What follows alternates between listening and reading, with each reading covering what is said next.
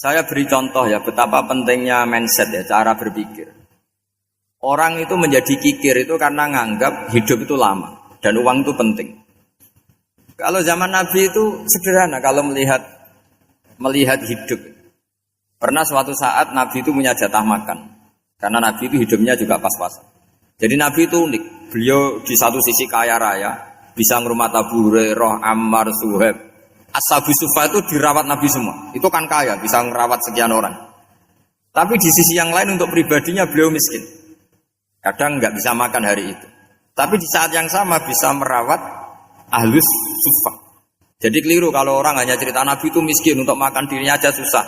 Itu keliru. Kelirunya kalau tidak diteruskan, tapi Nabi mampu menghidupi Ahlus Sufa. Jika cerita jatah makannya Nabi itu dikasihkan orang ketika Nabi tanya, ya Aisyah, makanan jatah saya di mana? Oh ya Rasulullah, tadi ada orang minta tak kasihkan, maka makanan itu habis. Apa kata Nabi? Kamu salah Aisyah. Yang kamu kasihkan itu justru yang masih. Ya yang kamu kasihkan itu justru yang masih. Sehingga Nabi menganggap, makanya Nabi terus ngendikan. Ya kalau mukhatabnya lelaki ya kira-kira begini. Wahal laka min malika illa ma akalta fa'afnaita wala bista fa'ablaita. Terus tanya wa tasaddaqta fa'abqaita. Harta kamu ya kamu makan kemudian ke WC jadi kotoran atau punya pakaian mewah nanti rusak. Wa tasaddaqta fa'abqaita. Ada yang kamu sedekahkan yaitu yang abadi sampai akhir. Sehingga banyak pengusaha yang mencintai saya setelah tak ajari hadis itu. Misalnya punya uang 1 miliar karena dia spekulan atau pedagang rawan bangkrut, disedekahkan ke masjid 50 juta, yaitu yang abadi. Jadi kalau suatu saat bangkrut, dia masih punya uang 50 juta di akhirat. Jadi Nabi itu mengajari sedekah itu apa? Ya sedekah itu pengabadian uang. Kalau kita kan enggak, bilang sedekah itu nguras uang. Itu pikirannya setan dan pikirannya orang Islam. Itu cara berpikir setan, bukan cara berpikir umat apa? Sehingga Sayyid Ali Zainal Abidin itu kalau ada orang minta, kemudian beliau ngasih, itu beliau bilang gini, marhaban biman hamala zati ilal akhirah. Matur nuwun nggih jenengan sembeto sangu kula nate. Jadi dianggap teller saja. Orang yang minta uang beliau itu dianggap tukang nyatet bank ini. Karena sudah ditabungkan, ya sudah. Kalau kita kan enggak, wah pengemis tuh ganggu gini-gini. Kecuali pengemis profesi ya mungkin kita agak-agak enak. Mari zaman akhir itu ada pengemis apa? Profesi, jadi repot. Terus tak beri contoh lagi kebahagiaan ketika kita milih Islam moderat. Islam kita diajarkan guru-guru kita, utamanya oleh guru kita Mbah Maimun. Saya juga sering ketemu beberapa ulama dunia, termasuk Habib Umar. Saya juga ikut sowan ke sini pas beliau sama Habib ini Hasan Toha Putra di sini sama. Orang-orang moderat itu cara berpikir juga luar biasa indah. Beliau pernah cerita ya, beberapa ulama lah, banyak yang cerita itu. Saya pernah diceritani seorang alim, ketika ada orang ekstremis itu mau ngebom di tempat maksiat. Kebetulan yang maksiat itu kebanyakan ya orang Islam, karena di negara yang mayoritas Islam. Ditanya sama Syekh Sa'rawi. Syekh Sa'rawi itu mufassir top di mana? Mesir. Ini mau tak habisin karena mereka orang Islam kok maksiat terus. Terus ditanya sama Imam Sa'rawi, laumatu ala khini ma'asihim aina masiruhum.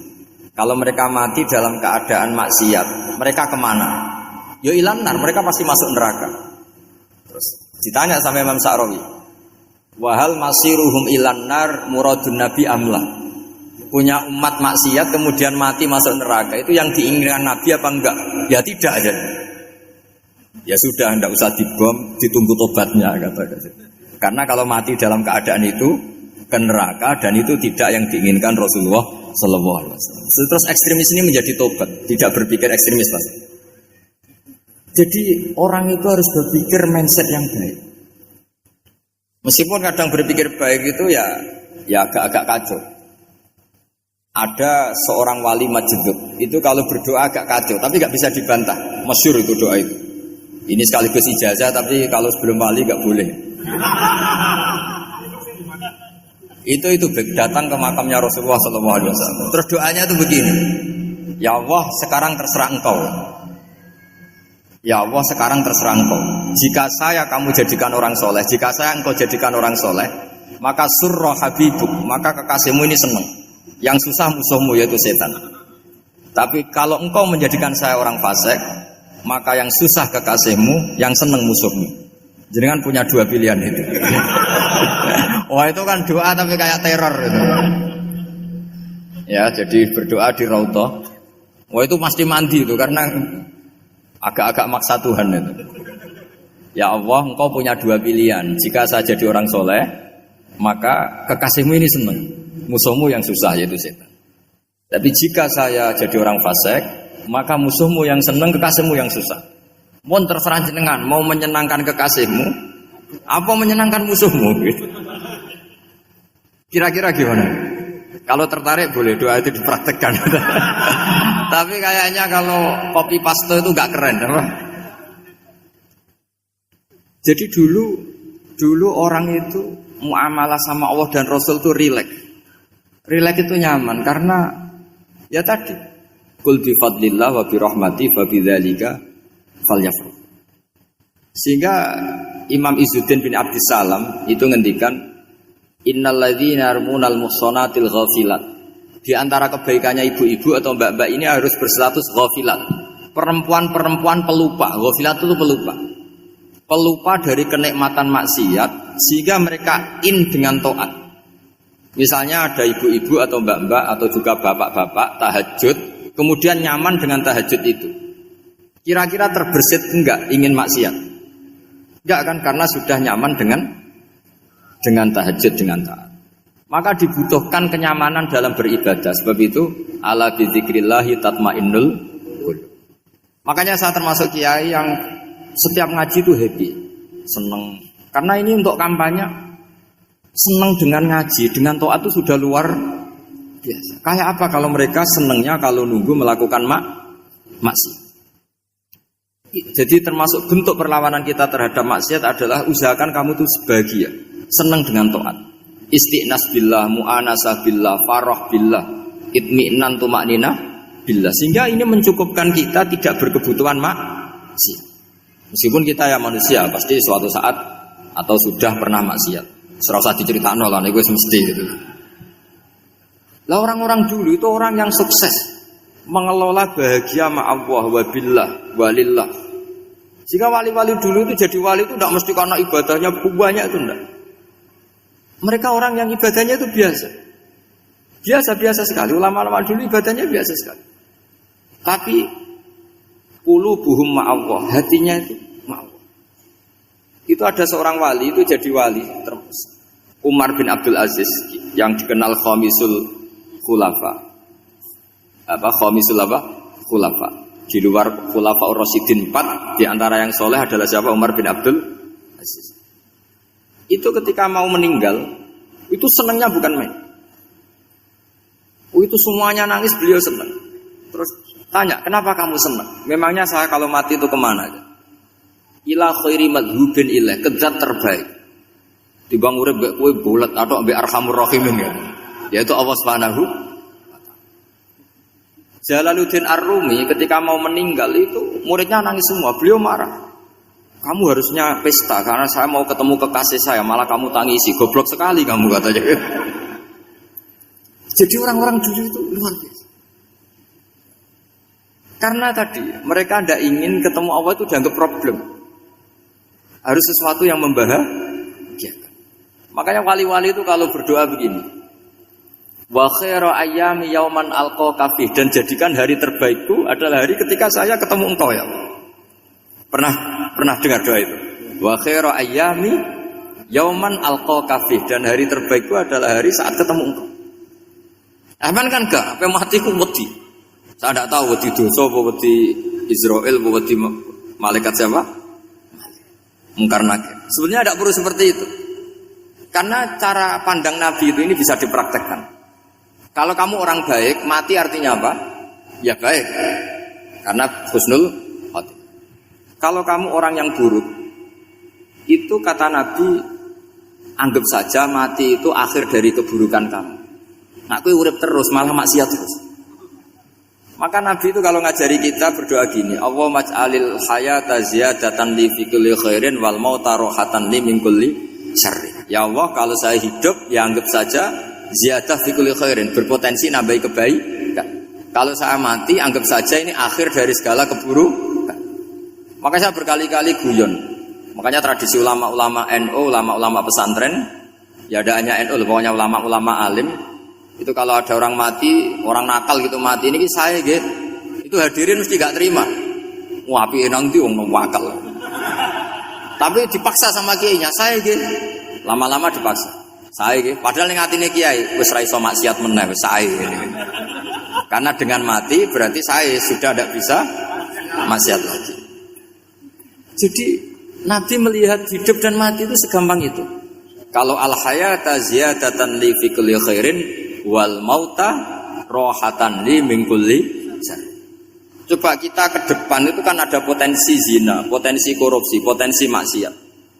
Yang bisa menghentikan potensi itu apa coba? Mati ya, udah pinter ya. Sudah maju berarti. Berani mati. Berani. Tapi jangan di sini ngel-ngelo panitia. Artinya yang selama ini kita risau dengan kematian, dengan apa? Nabi ngajari kita tadi. Allahumma ij'alil hayata ziyadatan li fi kulli khairin wal mauta rohatan li min kulli syarr. Ya Allah, jadikan hidup ini sebagai bekal menambah kebaikan, dan suatu saat kalau saya mati, semoga itu akhir dari segala keburukan. Jadi artinya Nabi itu ngajari kita itu positif terus. Sama seperti ulamanya tadi. Nak lagi rukun mbek tonggo ya sanggep ae kanca kaapian. Nak nenengan ben ra utang ngoten. Dadi pokoke penak terus itu. Nak bojo lagi ngamuk alhamdulillah gak ngajak blonjo. Nak pas rukun ya alhamdulillah kok lagi rukun. Jadi gampang semua. Makanya ada seorang alim itu ngendikan begini, ada yang tanya, saya tuh dulu ketika kaya, teman saya sering main ke saya. Setelah saya miskin gak ada teman-teman yang ke saya. Dikira si Habib ini kebetulan orangnya Habib itu mendukung keluhan dia, ternyata enggak. Si orang alim itu bilang gini, malah bagus toh gitu. Kowe wis melarat buruhe wong. Ya sudah kamu miskin buruhnya orang lain, misalnya tukang manol di pasar atau tukang becak. Kemudian teman-teman kamu datang, malah kamu malu tuh jadi tontonan. Bagus kalau mereka lupa, pas kamu miskin tidak ada yang lihat katanya.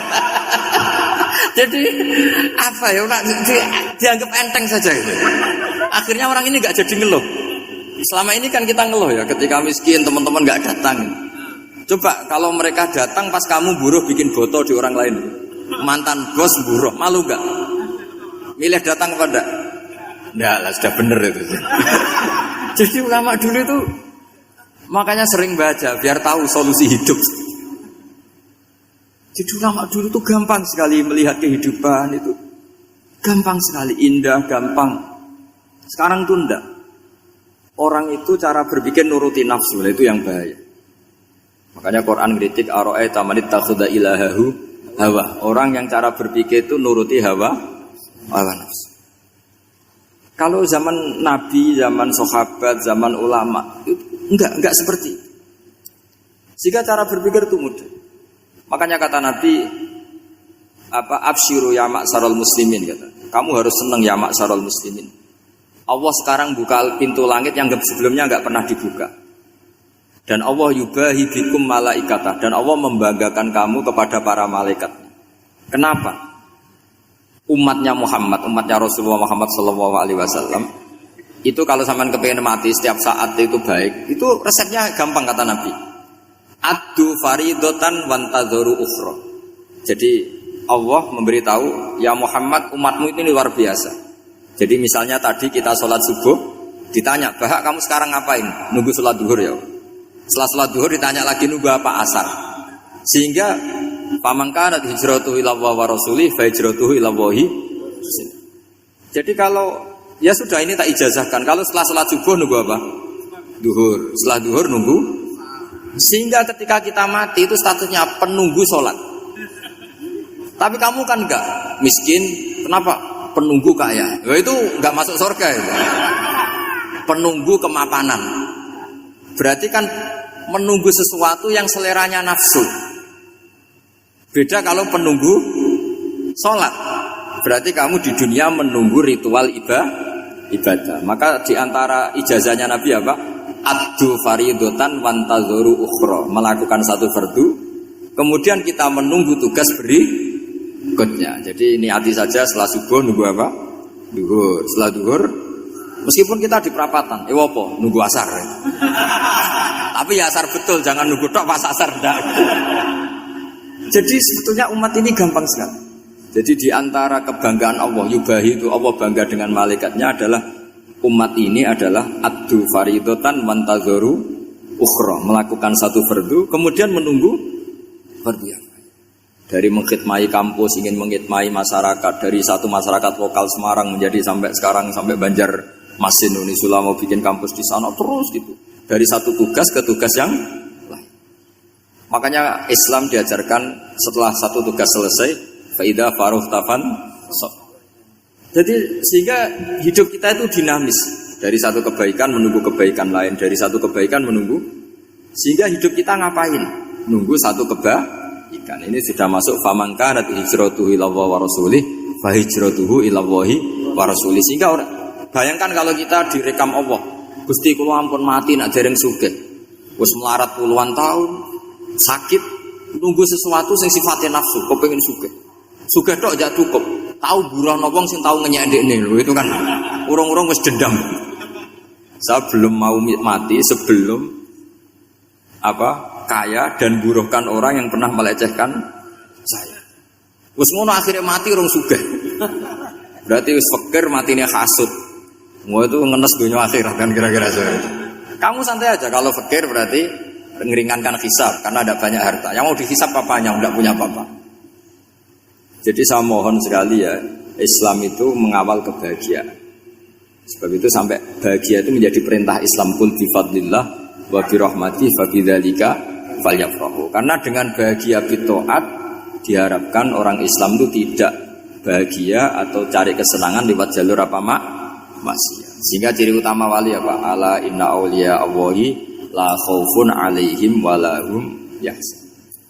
Sehingga ulama dulu itu rileks-rileksnya, termasuk yang saya ceritakan tadi, Imam Ahmad, Imam Syafi'i, itu melihat apa saja rileks. Ya tadi kalau disenangi orang ya barokah, punya kawan kebaikan. Nak dineng ya barokah dineng di gedingi tonggo rada utang, ngeranjuk tulung itu. Jadi rileks saja. Masyhur itu Imam Syafi'i ngendikan waman asaa ilaika faqad atlaqaka. Orang yang berbuat buruk sama kamu, hakikatnya adalah membebaskan kamu. Atlaqo itu apa? Membebaskan.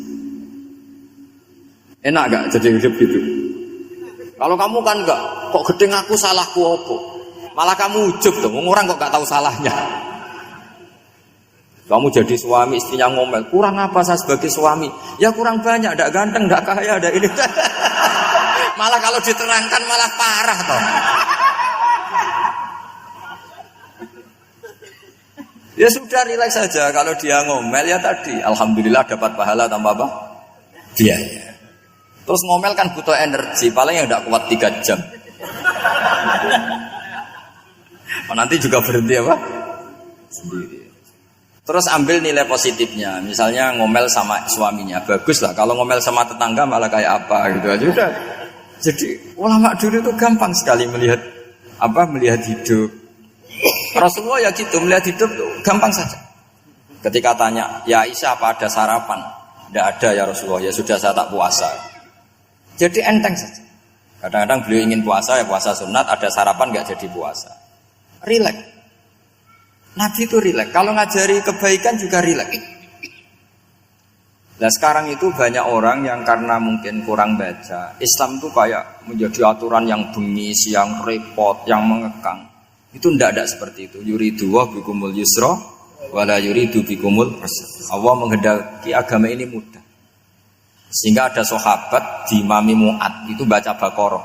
Sahabat ini pekerja petani, mufaraqah ditinggal.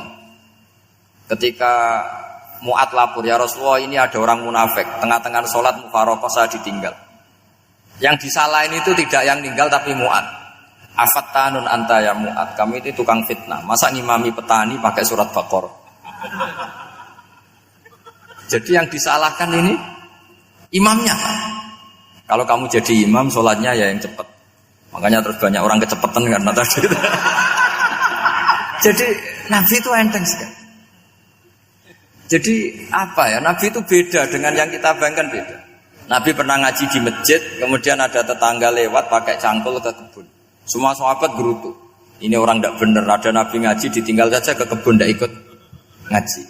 Jawabannya Nabi tidak. Itu bagus, itu ikut sunnah saya. Kenapa ya Rasulullah? Dia kerjanya nyari halal. Dan untuk menghidupi keluarganya itu juga ajaran saya. Sehingga yang ngaji ya ajarannya Nabi, yang enggak ngaji karena kerja mencukupi keluarga juga ajarannya Nabi. Segampang itu. Kalau kayaknya kamu kan, wes gak roh akhlak kan gitu. Nabi rileks saja nengok gini. Sampai bisa lihat itu di Ihya di bab Fadhailul Kasbi.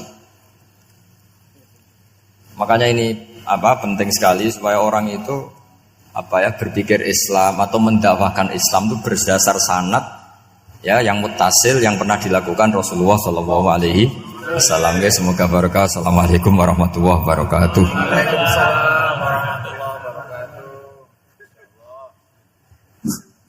Halo. Terima kasih kami sampaikan atas pencerahan yang disampaikan oleh Gus Baha. Alhamdulillah ini masih ada waktu yang sangat panjang sehingga kita akan buka sesi tanya jawab.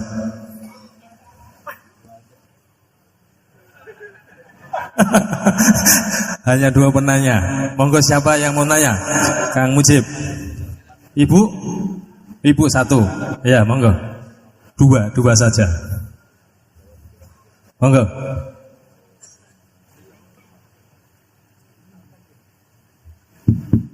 Assalamualaikum warahmatullahi wabarakatuh. Allahumma arinal haqqa haqqan warzuqna tiba'ah wa arinal batila batila warzuqna tinabah. Gus, di era sekarang ini terlalu banyak kiai. Jadi saking banyaknya kita yang awam ini bingung mana kiai yang benar, yang betul-betul benar menurut Allah. Mana yang seperti nampaknya benar tapi ternyata itu tidak seperti yang diinginkan Allah. Jadi cara pandang panjenengan ini bagi saya sudah luar biasa mencerahkan sekali. Jadi karena itu kami mohon, ini kebetulan ada ketua yayasan juga, ada Pak Rektor, ada baiknya kampus ini mulai mendekatkan tradisi keilmuan santri dan akademik ngaji yang fundamental begini. Saya usul itu Bu, bagaimana 1 bulan sekali lah Gus Baha kerso ke Semarang. Itu yang pertama. Yang kedua, saya juga termasuk orang yang gelisah dengan realitas sekarang. Saya juga mau ngajukan permohonan kepada Gus Baha. Permohonan yang paling ini, mbok jenengan nulis 1 buku, saya Muslim, saya happy gitu loh. Ini kayaknya pas banget ini. Jadi ben ora ketok kok serius banget beragama, saiki iki abot banget gitu. Itu yang ketiga, ini penting sekali bagi kita orang-orang tua. Zaman saiki golek anak iso ngalim kok Gus Baha angel. Jadi saya ingin tolong Gus Baha ceritakan sejujur-jujurnya bagaimana orang tua jenengan didik sejak kecil sampai iso koyo sampean sakniki. Cekap saya kira. Assalamualaikum warahmatullahi wabarakatuh.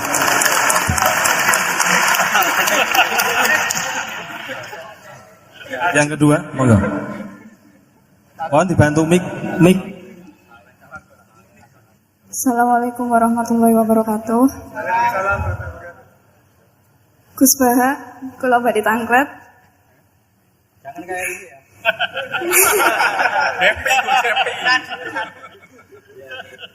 Untuk perempuan, hakikatnya menutup aurat niku pripun? Soalnya kula gadah teman niku rata-rata santri tapi kok mboten menutup aurat secara sempurna. Nah, kula pengen ngertos ilmune niku sing jelas pripun. Sampun.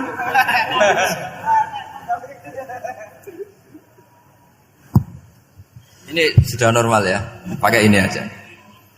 Ini jawab yang Mbak dulu yang gampang gitu. Ya yang jelas itu satrul aurat itu ada yang fisik ya, kayak menutup aurat dalam mazhab Syafi'i kita tahu auratul mar'ah fis sholat itu ada pengecualian ilal wajah wal kafain. Tapi kalau kharijah sholat adalah jami'u badaniha dalam madzhab Syafi'i. Tapi dalam sebagian ulama mengatakan ilal wajah wal kafain tetap termasuk istisna di luar sholat. Itu dari segi fisik ya atau zahir. Tapi sebetulnya juga harus dilakukan satrul aurah secara maknawi, menutup sesuatu yang buruk. Artinya kan gini ya, aurat itu kan sesuatu yang buruk kalau kelihatan. Sehingga misalnya kasus di beberapa negara, mungkin fisiknya sudah benar ditutupin, tapi mungkin tetap maksiat. Tapi ada yang gugat, yang penting nggak maksiat meskipun buka aurat. Ya keliru, buka aurat sendiri sudah maksiat, itu malah aneh lagi. Gitu. Tapi yang jelas filosofi hijab atau satrul aurah itu usahakan yang zahir maupun yang apa? Batin. Karena Indonesia itu memang agak unik. Saya sering ketemu peneliti dari beberapa negara, meneliti Indonesia itu paling pusing. Kadang ada orang yang auratnya biasa datang ke masjid.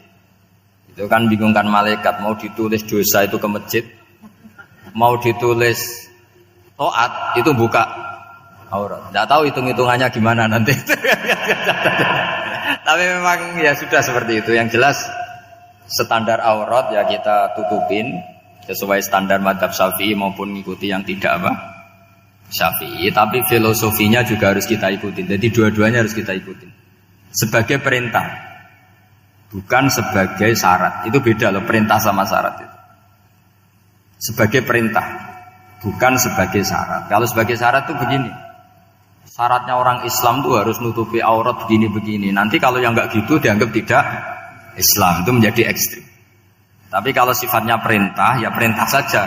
Yang enggak melakukan paling banter dianggap fasikoh atau tidak solihah, tapi tidak sampai menjadi keluar dari Islam.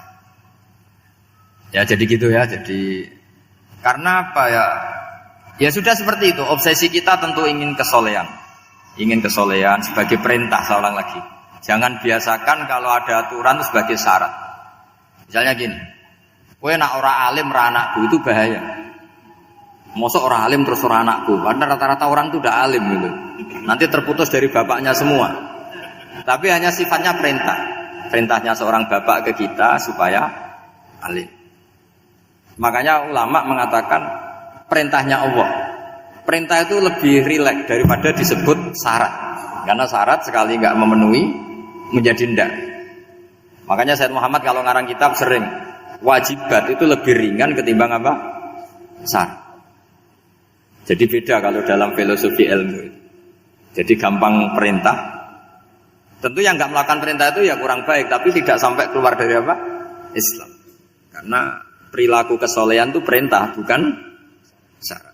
Sehingga Nabi nanti ngendikan beberapa yang masyhur itu kan syafaati li ahlil kabair min mati. Meskipun umatnya yang enggak benar ya tetap diaku sebagai umat. Jadi beda perintahnya Nabi sih semuanya kalau bisa soleh. Harus bisa soleh. Tapi tetap ini sifatnya perintah bukan syarat. Enggak bisa kamu mengatakan syaratnya orang Islam itu dalam beraurat begini, syaratnya soleh enggak pernah maksiat. Memangnya Nabi enggak pernah maksiat. Ya saya kira demikian ya, cukup ya. Nah kalau ini resikonya dia seneng saya, makanya bagus dia tidak seneng saya, jadi enggak. Jadi ini kalau seneng saya malah ngatur-ngatur gini. Ya. Terus soal ngaji di sini tiap bulan itu jelas tidak satu rutin karena kalau sampean sopan di mana-mana ngaji itu datang ke kiainya.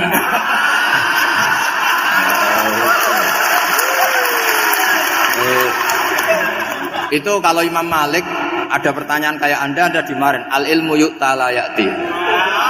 Jadi sumur itu didatangin, bukan sumurnya dipindah. Ini enggak sopan sekali.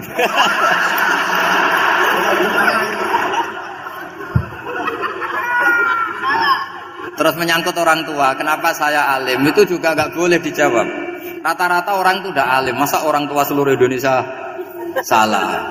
Itu ada hikmahnya sendiri. Saya kali-kali ngaji, bodoh itu barokahnya banyak. Coba barokahnya orang bodoh, akhirnya nempat di pedalaman Kalimantan, Sulawesi, akhirnya bikin masjid di situ bikin. Kalau dia alim mungkin jadi ketua MUI di Jakarta. Nggak akan punya desa bina. Jadi Allah mendesain ini sudah sempurna. Sudah tidak usah protes, sudah begitu aja. Coba ada orang alim alamah, kira-kira itu kan nggak akan di pedalaman Kalimantan Sulawesi. Barokahnya santri rodok bodoh itu akhirnya kerja di dalam hutan, kerja di kampung-kampung. Akhirnya agama ada di mana? Kalau pinter semua, di Unisula semua jadi rektor nanti. Jadi Allah mendesain ini sudah baik, tidak usah dipaksakan sesuai versi kamu, nggak usah. Jadi ya sudah, memang seperti itu. Jadi dulu zaman sahabat itu, saya cerita sedikit. Nabi itu kalau muji Madinah itu sundel langit, kalau muji Mekah ya sundel langit. Tapi Sayyidina Ali keluar ke Kufah. Sayyidina Ali itu akhirnya pindah ke Kufah, ke Najaf. Karena pikirannya Sayyidina Ali, Mekah Madinah hanya baik secara bukah, secara tanah. Tapi di antara kebaikan Nabi adalah nasrul Islam. Akhirnya Sayyidina Ali milih ke Kufah. Andai kan sahabat tidak milih keluar dari Mekah Madinah sebagiannya, pasti Islam tidak menyebar. Karena semuanya tersentralisasi di Mekah dan Madinah. Tapi ada saja sahabat yang tetap nyaman di Mekah Madinah, karena sholat di sana sebagaimana 1000 sholat. Ya sudah seperti itu, dilihat gampang saja. Akhirnya yang di Mekah Madinah ya tidak ngeritik yang keluar juga tidak ngeritik yang di Mekah Madinah. Jadi yang alim tidak ngeritik yang bodoh apalagi jangan ngeritik yang alim. Yang jelas orang bodoh ngatur orang alim itu dosa itu yang. Ya, akhirnya demikian. Assalamualaikum warahmatullahi wabarakatuh.